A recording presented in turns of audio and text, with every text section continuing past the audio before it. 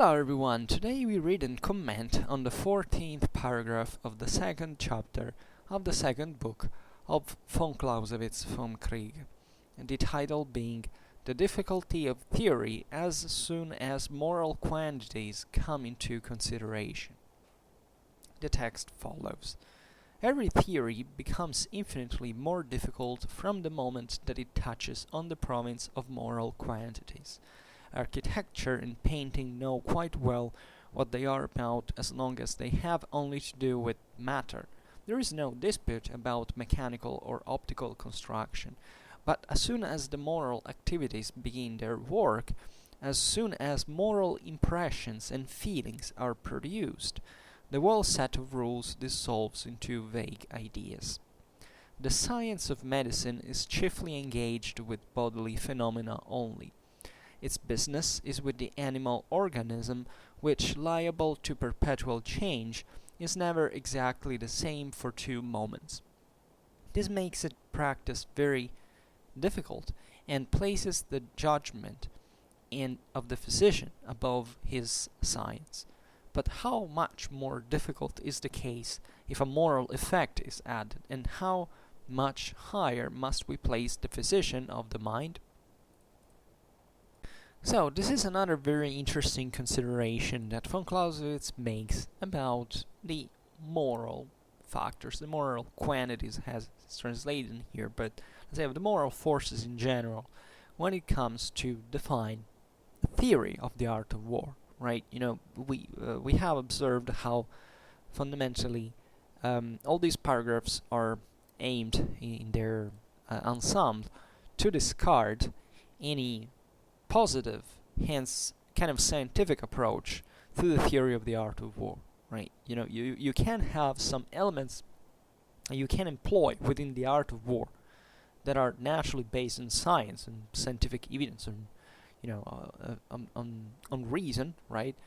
Even on mathematics, if we want to get down to the core, to the essence of it, but that there are certain other factors that are actually prevalent as the moral ones are over the physical ones, that are also deeply intertwined with the moral ones, so you can't escape that, you can't even separate the two things, that in fact are basically impossible to fully assess, and yet we are permeated as humans by them. So this is a paradox, a very interesting one, of certain qualities that we have, certain feelings, certain emotions that, however, we can't practically identify. We can't identify scientifically speaking, right? We can naturally have an idea of how they work and what is that triggers them and so on, but they vary essentially from person to person, and this is also what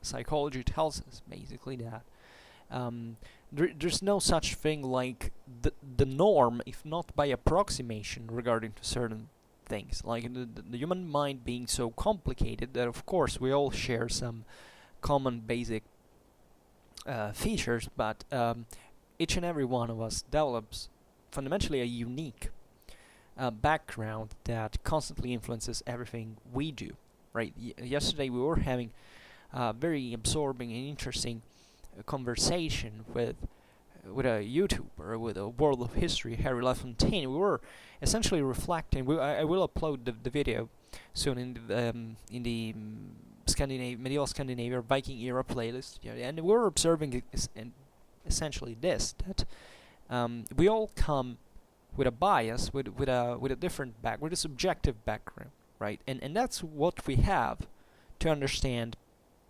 reality, right? And we can't do it just partially, of course, and yet at the same time we are dealing fundamentally with the same things, which makes it even more interesting. So it's as if that middle ground that the theory of the art of war, as von Clausewitz is beginning to present to us, has to do with this interaction, with this criterion at that point, as we will see now, that has not much to do with this positive approach, but how fundamentally you are able to get there by yourself, because this is not isolating a factor and saying, okay, there is this methodical way to arrive to that, and I will get that.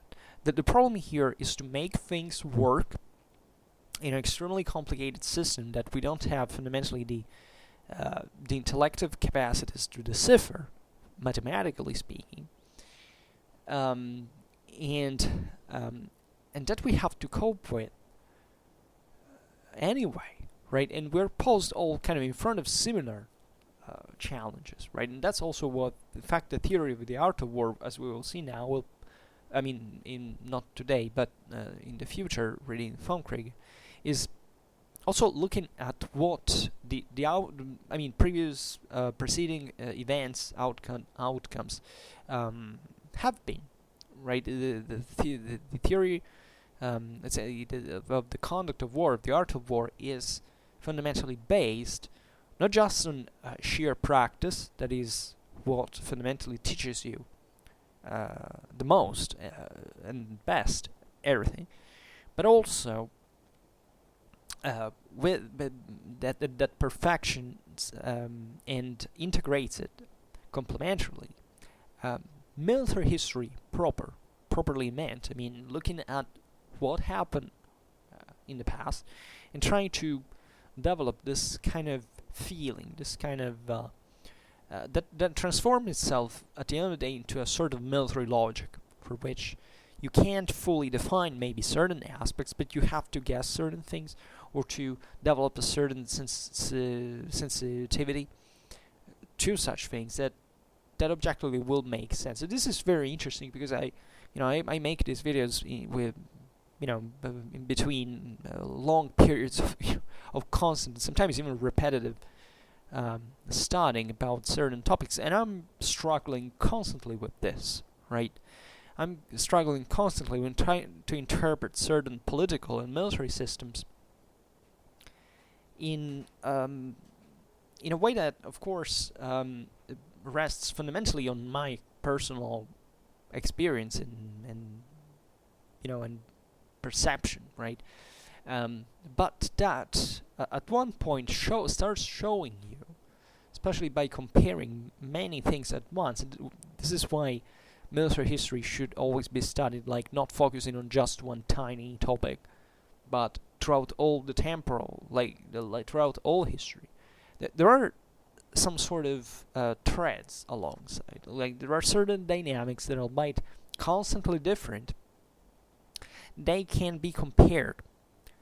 And this shows that there is a broader pattern that you can't quite focus on specifically. Like it's blurred, but if you look in detail, it kind of disappears because everything is different. But if you rise and watch from the above, you can more distinctly observe, and then from there, that comes a bit of military logic, right? That shows you on the proceedings of all your study that there are certain systems, and in spite that it could take all the if you consider what may happen, could take all the infinite possible directions, they tend to take preferentially certain directions. But eventually you have also to understand that these directions are taken because in turn there are other factors that are triggering that. So at that point, yes, you have to definitely stop at a certain time and space, but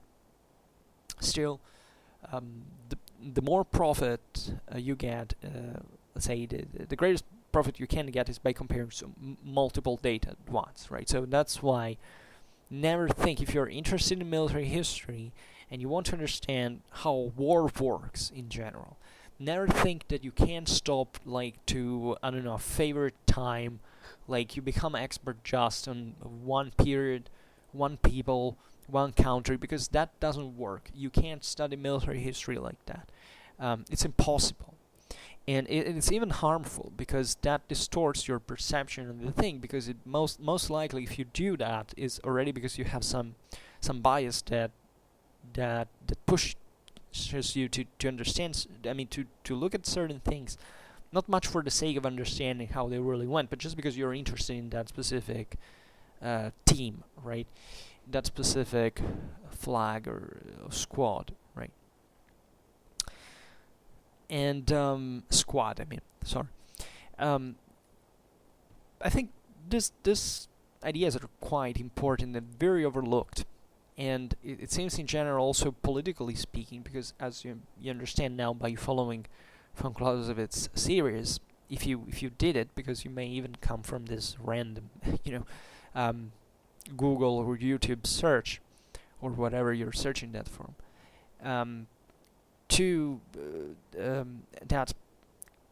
that war is a political act.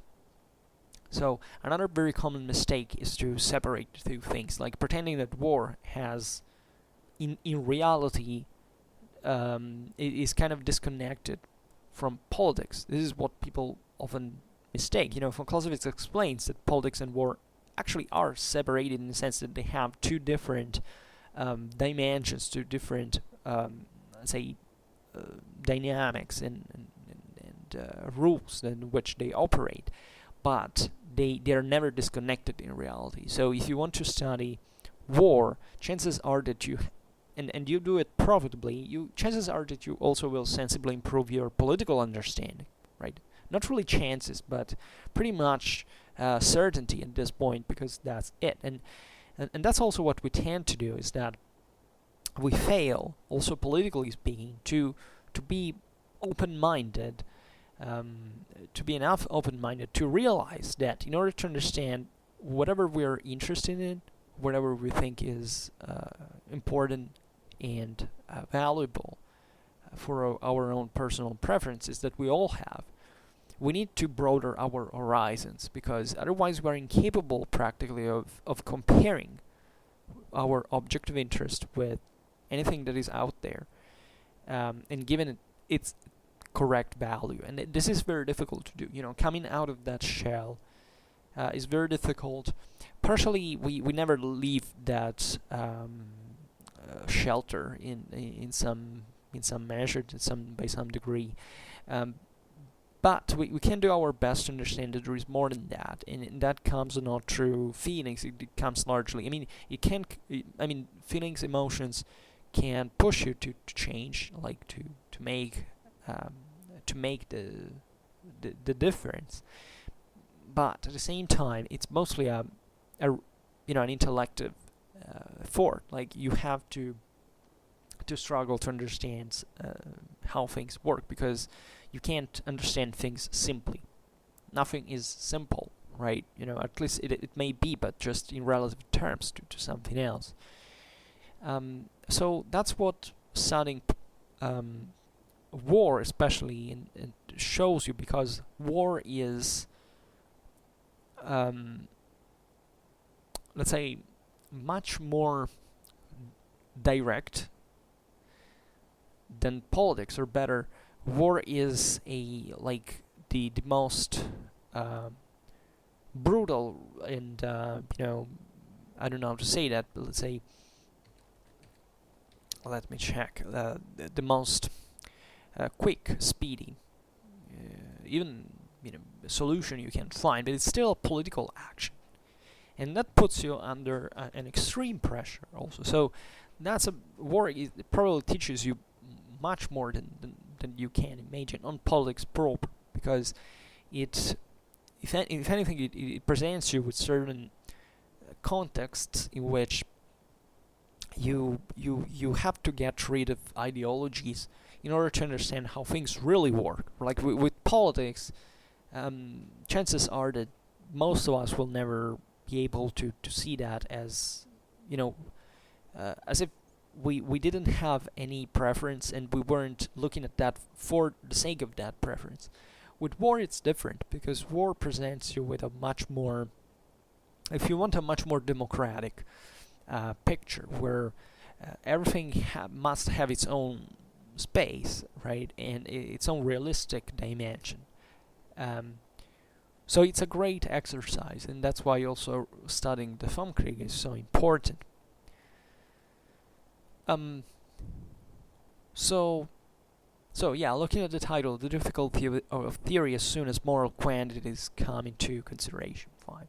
So von Clausewitz starts by saying every theory becomes infinitely more difficult from the moment that it touches on the province of moral quantities. And this is self-explanatory, right? We just addressed this problem. Every theory becomes infinitely more difficult, and this adverb is not just a decoration in here. It really here von Clausewitz makes you understand how the realm of morality, right? But here meant as everything that concerns the spiritual dimension, right? Poses you in front of questions that you can't fundamentally answer. Like you can't. That's what we are all wondering. This is why I was talking about politics as well, because I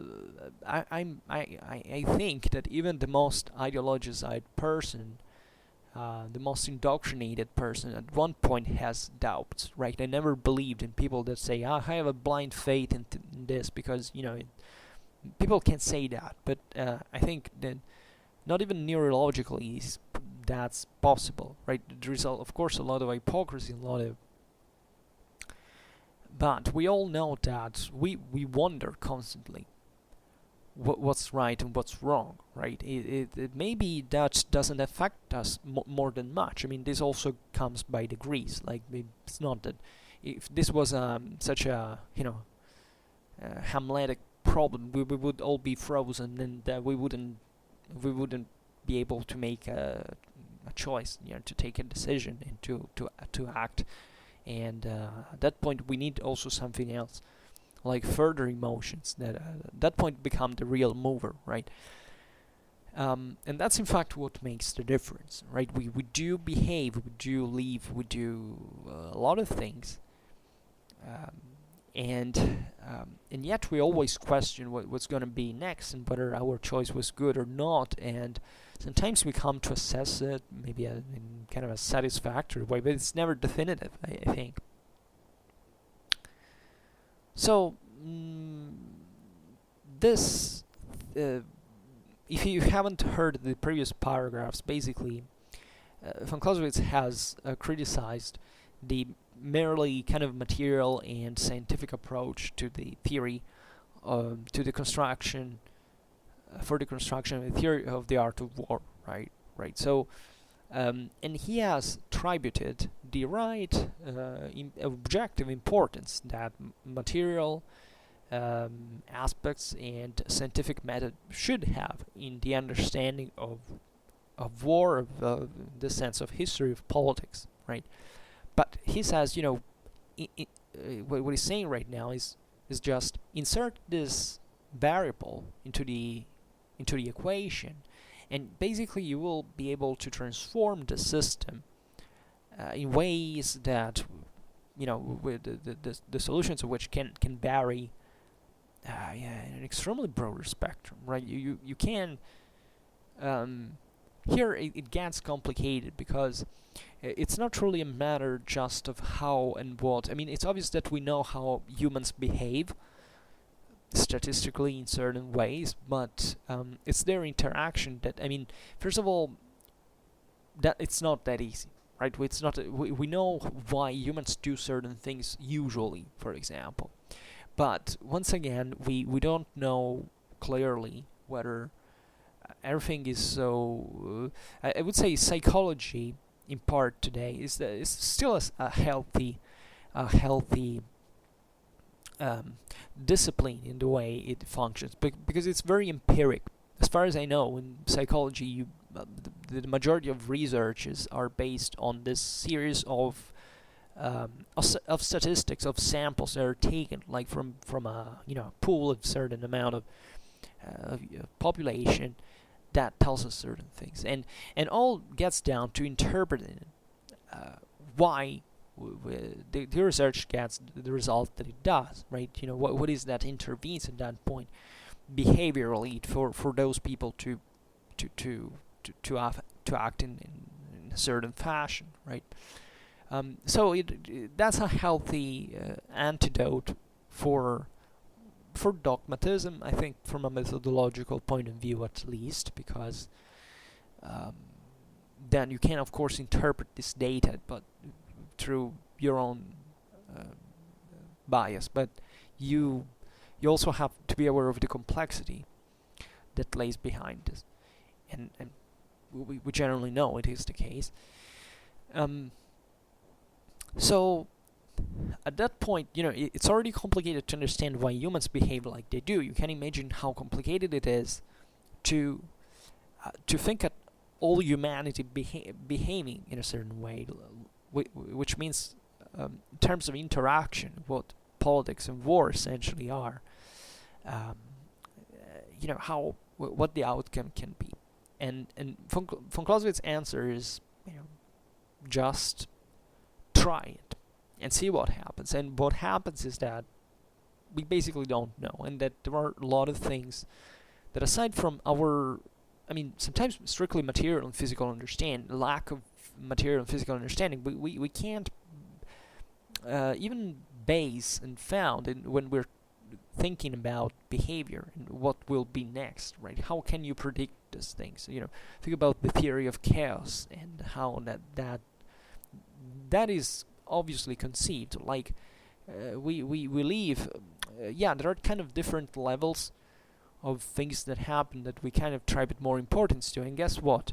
It seems like that that politics is the most important thing we talk about. The media, they're all about that, right? And even when we study history, that's essentially a political history or a social history, if you will. But that's where it gets down to. There are certain movements that are more important because they're more trackable, right? You can understand, like, if there is a state that enacts a certain policy, you can pinpoint that in time and space, in that country's politics and institutions and law. But explaining why such things happen is a much greater challenge. And there can be infinite discussions about this, and frankly, I think studying war in itself is very complicated, of course, but it kind of gives you enough security, in fact, to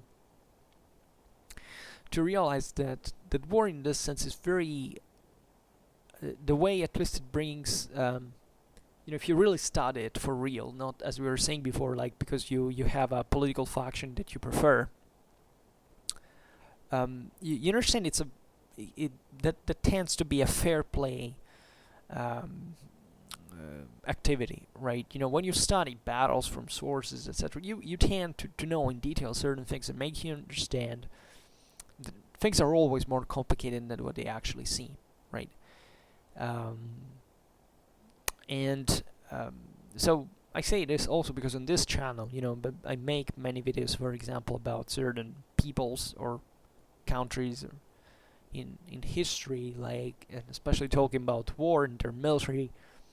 It's a military history channel fundamentally, or at least it wishes to be so. And I realize I attract substantial amount of people, like mostly very young people, that approach the topic just for the sake of, like, they think, I don't know, their countries, it's just like a football game, right? My country is special, therefore I have to propagandate that throughout the internet, and aside from that's pathetic, but that gets at the human individual.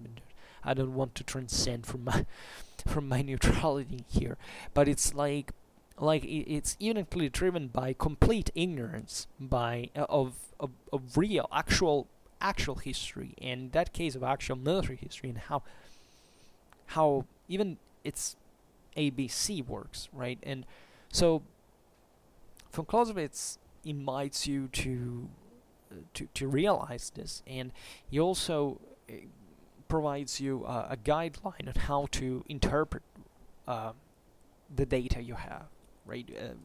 On the base of the same military history. That's the greatness of it, is that here von Clausewitz is completely neutral, right? There is not even a point in this work in which he says something that says, according to me, this is it. No, because this is not according to him. This system is literally how war works. And I mean literally. And he's just telling you, just look, I discovered it, but it's not my opinion. It's really like this, right? There's a huge difference between this kind of attitude and the results, of course, since basically all the world military works. I mean, studies from Clausewitz, and nobody has ever surpassed them in any way. There have been some ridiculous efforts to kind of reinvent but this is mostly a economical interest to come up to be like an intellectual who pretends to have beaten von Clausewitz and stuff like that. But just that's just for stupid people to buy their books or something like that. Because if you study von Clausewitz, there is not much you can say about that. And just thinking that you can add something to him, and it's already ridiculous by itself, but it's brutally reconfirmed every single time such things happen, right? So this is not much about the genius in himself, because obviously you can be fascinated with the person. I'm obviously fascinated with the person, but I don't think like I'm reading this book because von Clausewitz wrote it. Like, knowing what he has to say, of course I want to read it, but it's not that I have any particular attachment myself to the person, right? That can stay to my private life, like because of the impact that he had on my ideas and stuff like that. But the way I like him, and basically I think I rarely like any figure in my life. I don't have any moral guide, or I like to be completely on my own there. But if there is only one person that I appreciate in that way, it's von Clausewitz, because I can rely on what he says. I care about reliability. I care about reality for what our poor cognitive means can tell us about it. And von Clausewitz mastered this. So you can, but even more than that, he simply delineated it. Delineated the picture for what it is, which is far beyond. This is not a relative authority. This is an absolute authority, because of what he has written, not just because of who he was. That also would, you would be willing to listen from, about war from a person that fought throughout all the wars of coalition during the Napoleonic era, right? And here it is, and yet nobody cares. But I promise I will make one day some video about the popular perception of von Clausewitz, maybe both on the popular levels, but we could also do it from a strictly theoretical point of view, like talking about things like rubbish such as culturalism and this stuff. Unfortunately, there are many people who believe this, and I don't even know where to start from. And the reason why they do it is maybe they don't even realize what they're talking about, and they have never read von Clausewitz, they never studied it. They just see that, I don't know, that guy has, like Keegan, he is important. He's taught into military academies. He's an exponent of culturalism. People will read his books because he's kind of famous, but they don't realize what he's writing. They don't realize what von Clausewitz wrote. They don't realize what the whole deal is about. They just think that that's an authority. Most people are guided by the idea that there is an authority because there is a title, because there is a hierarchy, an academy. Then they don't care whether the contents are actually meaningful or good, or they are not even able to put those contents into historical perspective in that same field of philosophy that they're studying. So this is unfortunate, and this is paradoxically what the same von Clausewitz is talking about here right now. He is trying to make you understand how impacting, also emotional, the moral dimension is when it takes to understand reality, right? Von Clausewitz here is not telling us, look, you should follow your feelings and just, give up any reasonable approach to any scientific perception of absolutely not. He's not saying this. He would never dream to say such a thing. He's simply telling you that the problem as it is that is when you meet with the moral ground, you have pretty serious troubles, right, pretty serious trouble, because you don't know where to stand, and you can't basically do anything like that if not just going out there and trying to remain standing, right? That's literally how it is. And there are many examples you can make about how do he makes an example at one point. How can you what is better for you to learn how to swim, for example? Just reading it from a manual and then pretending to learn it, or just going into the water? Because we all teach how to swim.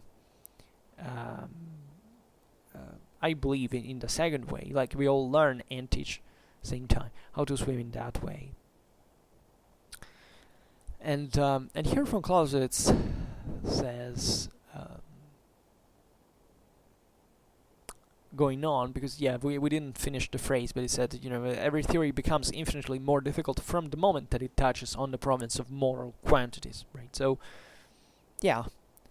as long as you don't consider moral quantities, everything seems fine, right? You can talk just about weapons and ranges and dimensions and spaces and times, right? Yeah, you can quantify everything, right? Unfortunately, there is a little thing called morale in war, and if you don't, and moral forces in general, actually, which is way beyond morale, and that's what makes the greatest difference. So guess what? If you take that out of the equation, all your numbers and measures, etc., are ininfluent. That is, those are not decisive by themselves to make you win. Not because theoretically they wouldn't. I mean, they do not hide the truth, like instruments of measurement, but simply because your mind has brutal biological limits for which you can't understand even a single meaningful thing in the broader picture of what reality is taking place like, while you're thinking about it, right? So here there is a big problem, right? If you in order to simplify war, you just think it's all about geometry, formations, weapons. That's not a real approach to war, and it's overwhelmingly difficult to make it understood. Like, I see a lot of, like, all those channels, for example, that talk about weapon, right? There is a substantial community of very good expert people who talk about ancient weapons, etc., and they do not fall into this mistake. Because they stick generally, because they're either professional fencers or they're into HEMA in general, and so they simply tell you how that weapon works individually. And I realized that I don't know why, maybe it's a video gaming influence or whatever, that there is a huge interest towards these topics, not to understand actually, because these are other HEMA practitioners or fencers, because there is a huge amount of people who literally believes that the difference that in order to understand war, all you have to understand is how to use a weapon. Basically, the thing that makes the difference on the battlefield is not what you have in your hands, but how great your will is to kill the person that is in front of you. That is really what makes the difference. And you can banally see it even into brawls, into street fight, the smallest type of combat that you can see. It's not about technique, it's about how much you hate that person and what drives you, and this is what the whole Clausewitz in concept. It's not about mechanisms, physical mechanisms, or scientific approaches. It's about understanding a clash between two moral forces, right, approximating the contenders here and the factors all together. It's about moral forces, so beware of this. Like, do not let you fool by who tells you that essentially, everything, there is the magic solution for which you can't calculate war, and there is a commander that knows every single time what's the best thing to do, because by definition, there's not such a thing. And there will never be, simply because we are human beings, and that's what all the deal is. We are extremely primitive, simple beings that will pass in an incredibly miserable way. And we can do a very few things. Like, human beings can do an impressive and astonishing amount of limited things, right? Independently from what we like to believe it. So let's be realistic about this. I could go on this digression, but I think the essentials are clear. Maybe we could just add that but because if you believe to those people, you can make very stupid things even at a political level, right? That's the point. Like, if you think that wars are won by just which gun you use, most likely in politics you just can't go beyond like left and right dichotomy. Hence, you are basically useless from a civic point of view, or even damaging, telling the truth, to yourself and to other people. And that's incidentally how also many wars are started. Like, about this overconfidence, this need of immediate action without thinking it through, and without trying to find other solutions, right? Never underestimate the power of negotiation, and always read what war. Here, I don't want to also never think that wars, historically speaking, are like just a product of kind of stupid people, or too hasty or too harsh. Like, wars are, well, now we hope into too much great digression, but let's say there is a logic in let's say reasonable understanding, let's say reasonable logic in all wars that have been fought, right? They can be driven, of course, by factors that we can find despicable and that are objectively criminal or something like that, but there is always, in that sense, in that specific context, kind of an sort of inescapability, right? And it's difficult in here to also, it sounds too deterministic, and I'm sorry about that, because I don't buy into that either. But as von Clausewitz says himself, it's not that wars start from a moment to another. Like, that's not reality. And he doesn't even talk here about like general considerations. Like, obviously, there are precedents, that there is a casus belli, that there is a kind of a background to every war. It's literally that there are physical and moral limits for making war breaking out. And that never happens from a moment to another, essentially, because that's literally probably one of the most cautious things people are societies that are about. So whatever. From this, I don't want to confuse too much the thinking. And here von Clausewitz makes this beautiful metaphor that is very poignant, very effective, and says, architecture and painting know quite well what they are about as long as they have only to do with matter, because there is no dispute about mechanical or optical construction, right? So here he takes another art. Always here, let's stress the importance of the term art.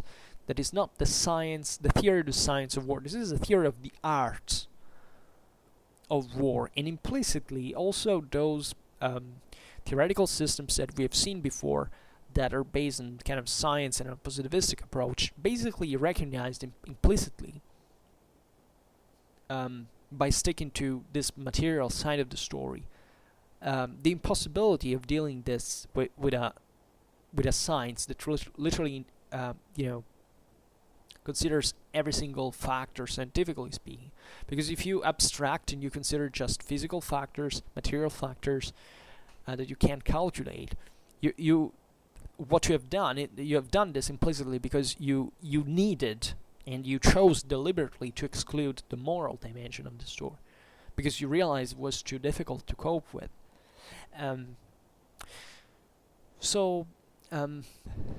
Here we're talking about an art, so an activity more than like a capacity, like I don't know, an ability that comes with an exercise, with experience, right? So here he talks about architecture and painting, and he says, there's basically no discussion about where things about perspective, for example, or optics. I mean, those are really things you can measure, physically speaking, right? Those are really things that you can quantify, scientifically speaking, and that's how, even in war, you can quantify, ballistics, or, even strength of certain, of an engine, of certain, the joule that a projectile has in itself. I mean, you can calculate a lot of things, right? But, von Clausewitz says, but, as soon as the moral activities begin their work, as soon as moral impressions and feelings are produced, the whole set of rules dissolves into vague ideas. Right? This is beautiful. Let's say it once again. But as soon as the moral activities begin their work, as soon as moral impressions and feelings are produced, the whole set of rules dissolves into vague ideas. Now it's beautiful how he puts it also just in explanatory terms, meaning here it says, as soon as the moral activities begin to work. So here he's presenting you with something that basically has nothing to do with the choice of you being able to measure these things, or to limit these things, or to apply these things. Look, moral activities begin to work on their own, and it's in fact, like in architecture and painting, right? You can have your own technique that is scientifically based, but if you want to take to make a drawing, what is that you're thinking? How to move your hand in the way that the figure takes shape. What you're thinking is what you really want to represent. Is, for example, visualizing what you have, what you would like to see on paper. Well, I personally, I love to draw, especially when I was younger, and that's how for me that matters. It's not about how I can realize it, but what I see and how I can replicate that in the picture. So it's very important. That's really what makes the difference, and will enable you to get the work done, right? Then, of course, this doesn't mean that technique is not important or it doesn't matter, but the whole thing, the whole activity, depends on this moral force that is working at that point. Because you could learn the technique, but if you don't have any inspiration, well, you're unable to anything. That's the same with politics. That's the same with war. And how most things in real life work. Like, everything works in real life, telling the truth. Reason is more like a tool that we use to help achieving our goals that are emotionally driven. Right? What would we need civilization for if we weren't under pressure by, the awareness that we are mortal, or that we can suffer, that bad things can happen? There wouldn't be a civilization. That's what all philosophies, what all religions tell us. That once upon a time there was a magic world where everything, all the needs were satisfied, and then something terrible happened, for which now we have to deal with things with problems on our own, and we're responsible for our own destiny and existence, right? And that's what this is really about. And that's why this way of thinking teaches you responsibility as well, because it doesn't make you presume that everything works magically because someone has found the right formula. No, everything works because there are people who spit blood in order to make it work. And this goes on all the time, at all times. And that's what you're doing yourself practically, because think about your, how you struggle in your life and what things you would like to have, and how they guide you, they push you, so this is obvious. And von Clausewitz here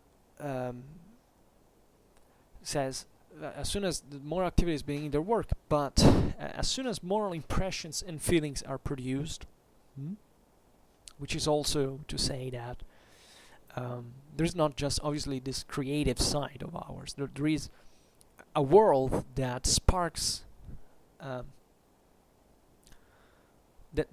with which we react, right? And that's what drives us. Like, it's not that we are unmoved movers that at a certain point we decide to act and to create. Like, we are pushed by some factor, right? We are pushed by some need of sort that we most likely didn't we can't control at the beginning, at least, because, and that's what pushes us to work in order to make it as control. So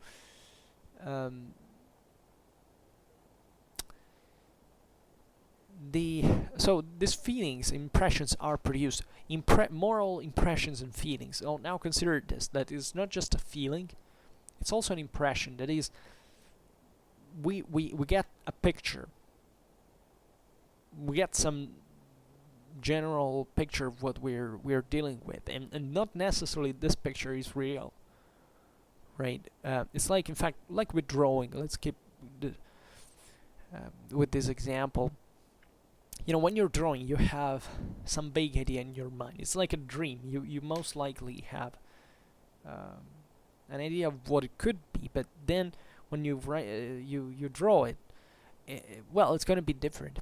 At the same time, it's going to be unique, and that's confronting you with certain problems you didn't think of before, surely. And that's a moment of creation, right? So these things happen. They are produced because you went for, like, you decided to make something of your time and your resources. You decided to. It's a challenge, right? You knew it had to be difficult. It's not that, as you thought that the drawing was already made. You had to struggle to do it, right? So that's what von Clausewitz says, that the whole set of rules dissolves into vague ideas, right? That is to say, that there is no way at that point, if you have this moral idea of what you would like to represent, there is no rule that can answer for you. Like, the rule can be useful to know how to achieve something, but at the end of the day, you have to make the greater effort by yourself. In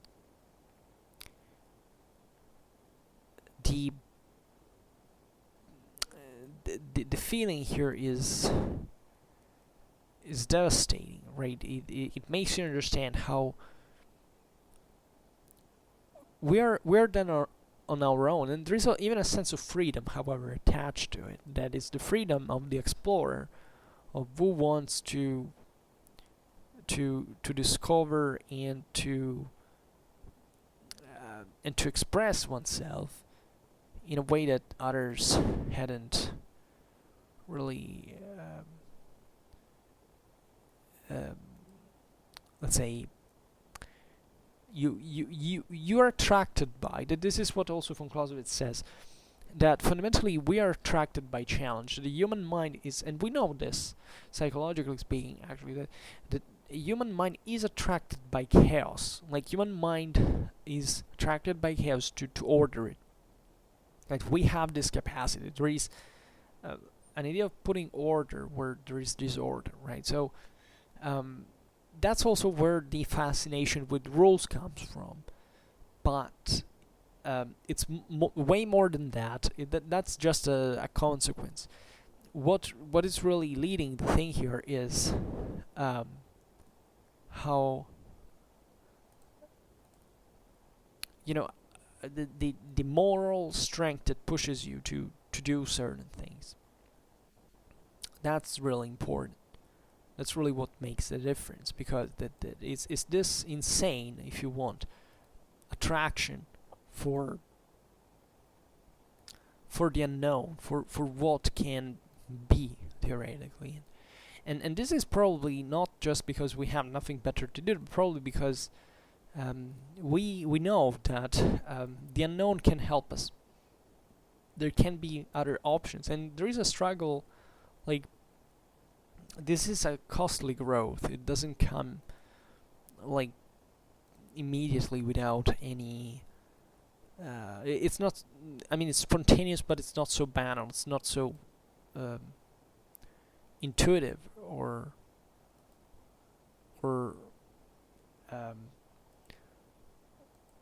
let's say, you don't have to give for granted with someone, like a person, a people. Takes that extra step, because it takes a lot of, in fact, of moral resources to do it. And if you don't have them, well, you can't do it. So it takes a lot of resources to do this, and that's the crucial point. But the idea that the rules in there are kind of vague ideas at one point, it's exactly what guided you to that point. Because if you already knew that, you wouldn't be in need even probably to try it. And rules often are approximative. Like you can even have some rules, but noticing that things always change. And here Clausewitz explains better, because he says the science of medicine, he passes to another metaphor. He says the science of medicine is chiefly engaged with bodily phenomena only. Its business is with the animal organism, which, liable to perpetual change, is never exactly the same for 2 moments. This makes its practice very difficult and places the judgment of the physician above his science. But how much more difficult is the case if a moral effect is added, and how much higher must we place the physician of the mind? Right, this is deep. Because he says, talking about medicine, like an example, the medicine, if you really study it, you realize it's very analytic, right? It basically, it's a set of, here Von Clausewitz says, it's chiefly engaged with bodily phenomena only.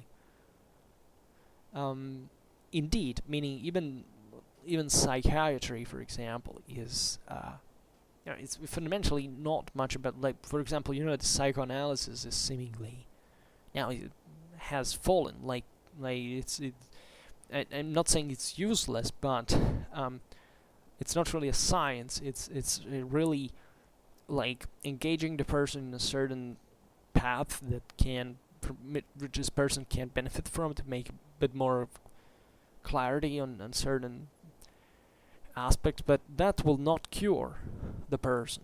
It can change the person, even for good. Maybe a person can be cured. I don't know, because here we also define what the problem of pathology is. Like, what is a pathology? Like, at this point in medicine, there is not an idea of what a pathology is, if not something that basically doesn't work in the way it should at the point that affects your life sensibly. That's the definition. There is not a definition for pathology. It's all approximate, right? I mean, there is not a scale. There's not a scientific. Like, there are certain, in fact, bodily phenomena that you can recognize, and we know that give that effects. But, right, this is what the science of medicine is concerned, and that's here. And it's beautiful that here makes this differentiation, because it makes you understand what science is. But not what the science of medicine is, but not what medicine as a whole is, or what a doctor does only. Because a doctor doesn't exclusively apply this kind of analytical knowledge that we know about bodily phenomena, right? Here it says, von Clausewitz goes on and says, the science of medicine has its business with the animal organism, which, liable to perpetual change, is never exactly the same for two moments, right? So this is obvious. Every organism is different. Yes, okay, there are striking similarities. We're all kind of functioning in a certain fashion, but this doesn't mean much by itself. Like, everything changes.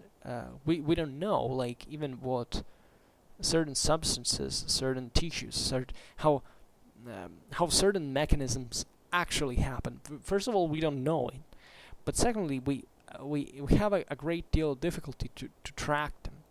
Like, how do we track them exactly? How can you track a hormone?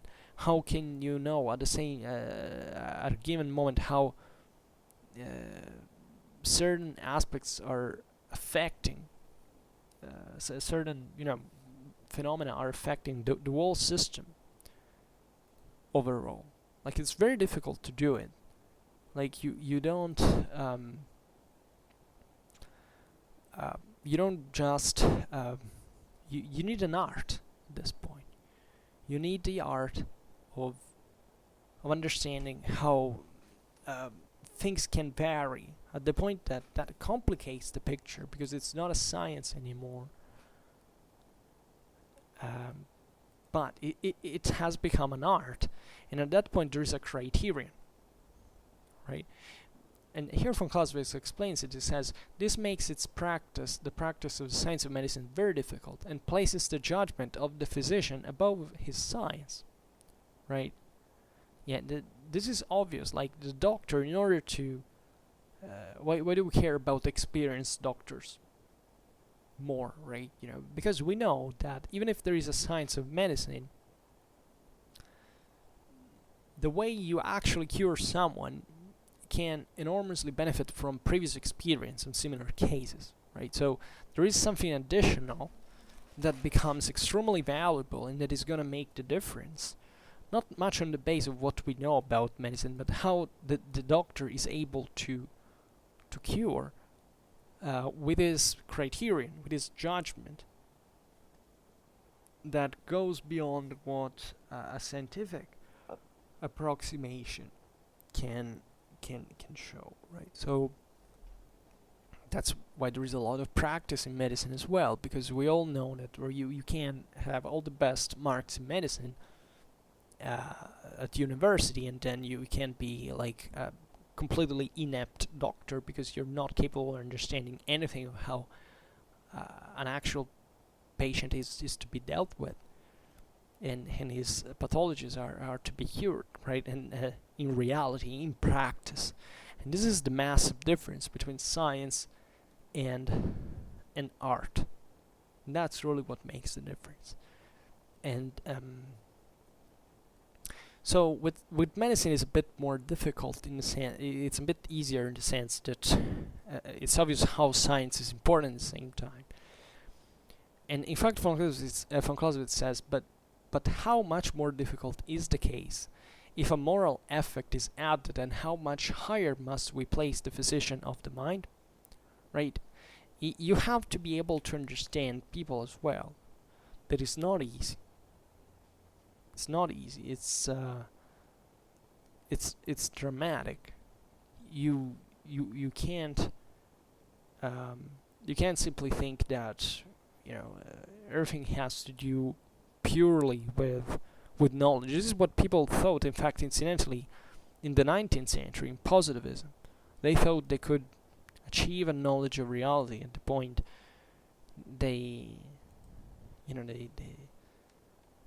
it wouldn't be necessary to even think about problems, right? Because we would know everything. We would be able to solve everything. Instead, it doesn't happen like that. If you, the more complex a system is, and the more difficult, even if you know how it works, the more difficult is how to deal with it, and that consumes resources, right? That is also the big deal. Like in order to understand how a system works, you have to not just to know how the formula, but also have to spend time and resources to sort that formula out, to be able to replicate at the same time, right? So there's always this attrition in part, right? That the this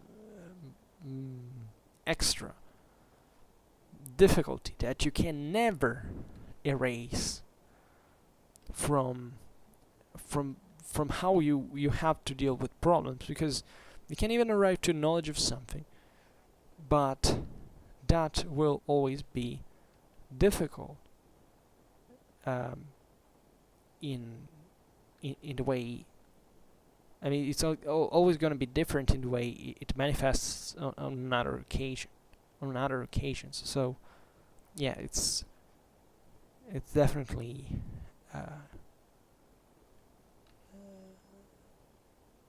incredible. Also, how functional our society is at one point. Like, it's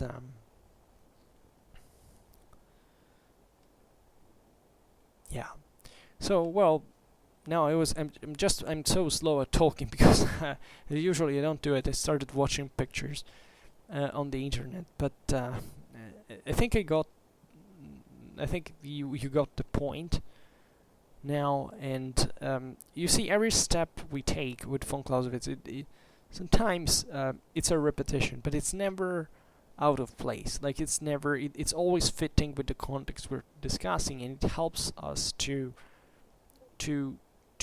observe how all of these factors play in all the various situations, and all our let's say, in all the methodological problems that we pose ourselves, because this is chiefly a methodological problem, right? That's important. And all right, maybe stop here. I don't know what we could add, but the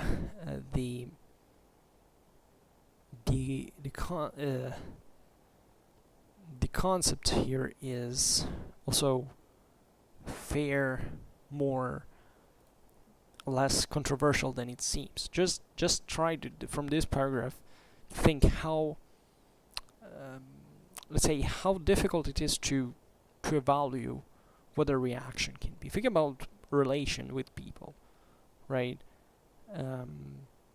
It's how can you foresee how things go objectively? Nobody can. But already knowing this spares you from a lot of a force. Like, it sets you on the right direction, and it makes you let's say, avoid really making the greatest mistake at that point you can think of, like that is completely missing the point. But also, this has probably a deeper meaning in general. It makes you understand how you can't frame the world into a set of rules. Right? You can try to apply this to certain systems that are limited, but it's gonna change. I mean, the reality is gonna escape that. It's gonna go beyond certain certain approximations, because they're just approximations actually, and that's the best we can hope for, fundamentally. In any case, I'll stop it here for now.